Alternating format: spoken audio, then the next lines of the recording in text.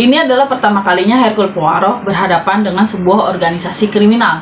Bukan lagi sekedar pembunuhan biasa, ada orang kaya mati, terus siapa yang bunuhnya gitu kan. Itu biasanya Agatha Christie. Nah, kali ini yang dihadapi Hercule Poirot bukan cuma satu pembunuh atau dua orang yang berkomplot. Ini organisasi kriminal internasional yang memiliki 4 kepala. Selamat siang semua, selamat datang di kelas buku. Nama saya Ria dan kali ini saya akan bahas buku 4 besar karya Agatha Christie. Oke, jadi ceritanya gini, Hercule Poirot didatengin lah sama kawan lamanya dari Amerika Selatan. Kalian bisa menebak ya, Kapten Hastings. Lucunya, saat dia datang, Poirot juga sedang berkemas menuju Amerika Selatan untuk menemui Kapten Hastings. Jadi lucu ya, Hastingsnya datang ke Inggris, ternyata Hercule Poirot lagi siap-siap mau datang ke Amerika Selatan untuk salah satunya menemui Hastings. Tapi sebetulnya Hercule Poirot itu mau ke Amerika Selatan karena dia diundang ke sana untuk menyelesaikan sebuah kasus gitu. Nah, pas lagi mereka ketemu, ngobrol-ngobrol, tiba-tiba masuklah seseorang ke kediaman Hercule Poirot dalam keadaan sekarat dan membisikkan sesuatu tentang 4 besar. Kebetulan Hercule Poirot memang pengen nyelidiki 4 besar itu ke Amerika Selatan. Sehingga kepergiannya kemudian dibatalkan dan Hastings tinggal di Inggris untuk membantunya. Jadi gini, menurut Hercule Poirot gini, kok aneh banget ya saya tiba-tiba dapat undangan untuk menyelesaikan sebuah kasus dengan bayaran yang sangat besar gitu. Pada saat dia mau berangkat, tiba-tiba ada orang datang ke rumahnya dan kemudian mati di rumahnya Hercule Poirot.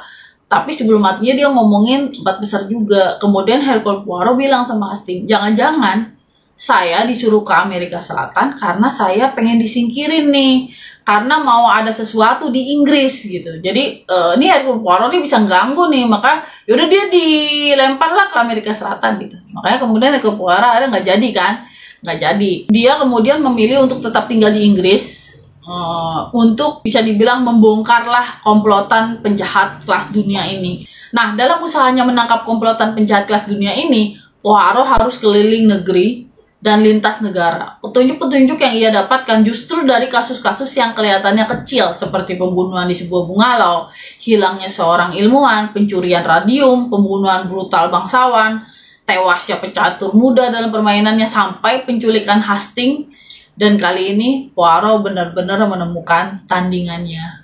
Jadi gini, ini kan ceritanya tentang organisasi kriminal 4 besar, jumlahnya ada 4. Maksudnya gini, mungkin kepalanya gitu loh, kayak ketuanya dari organisasi ini ada 4 orang.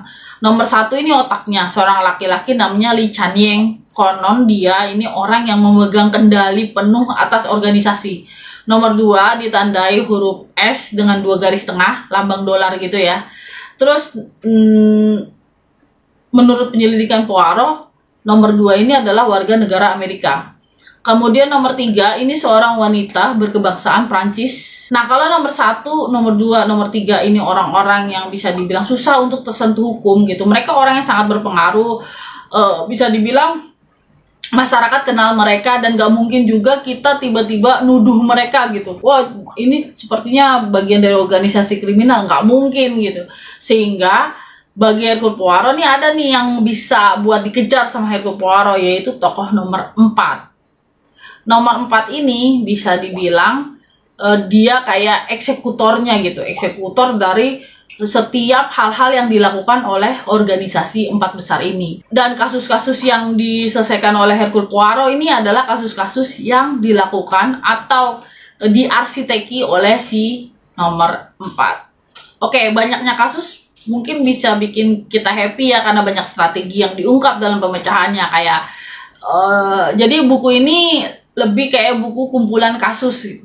Cuma dia ada satu benang merah di mana pada akhirnya Poirot akan bisa mengungkap siapa sih 4 besar itu dan mengungkap siapa si nomor 4. Nomor 1 udah ketahuan dari awal namanya siapa. Nomor 2 nanti akan diungkap oleh Poirot. Nomor 3 juga akan diungkap oleh Poirot. Dan nomor 4 udah pasti akan diungkap juga oleh Poirot. Bisa dibilang ini adalah cerita Hercule Poirot yang paling Sherlock Holmes kalau menurut saya ya. Jadi biasanya kan kalau kalau Hercule Poirot itu selalu mencari dari sisi psikologis. Dia lebih nekanin itu gitu. Dia tidak menekankan misalnya kayak bukti-bukti gitu. Terus kadang yang aneh-aneh kalau Sherlock Holmes kan kayak panah beracun. Panahnya ternyata bagian dari budaya sebuah suku di Afrika gitu. Kalau Sherlock Holmes kan seperti itu. Tapi kalau Hercule Poirot kan bener-bener khas Inggris banget tuh. Nah di sini ini nggak kayak gitu. Jadi Poirot ini bener-bener penyelidikannya menurut saya memang mendekati seperti Sherlock Holmes. Dan ceritanya juga, bayangin, dia punya cewek idola yang namanya Vera Rosakov. Bisa dibilang Vera Rosakov ini mirip banget kayak Irene Adler. Terus kemudian tiba-tiba si Hercule Poirot ini punya saudara yang kalau menurut saya dari dari gelagatnya gitu, itu mirip banget sama hubungan antara Sherlock sama Mycroft. Terus kemudian si Hastings di sini tuh bener-bener kayak Watson, walaupun dia bukan dokter di sini, tapi menurut saya ini dia bener-bener kedudukannya seperti Watson. Cuma kalau saya lihat sih ini bisa dibilang mungkin kan sebelumnya juga ada beberapa buku-buku Agatha Christie yang memang mirip sama buku-bukunya Sir Arthur Conan Doyle. Tapi bisa dibilang ini adalah buku terakhir mungkin yang mirip. Sudah itu kayaknya Agatha Christie udah ajak gitu ya, udah menemukan polanya sendiri. Kemudian akhirnya dia tidak akan mengikuti seperti ini lagi gitu. Untuk karya-karya selanjutnya itu benar-benar Agatha Christie banget dan semakin menjauh dia dengan si Sherlock Holmes. Bahkan ada satu buku yang lebih ke ngeledekin Sherlock Holmes.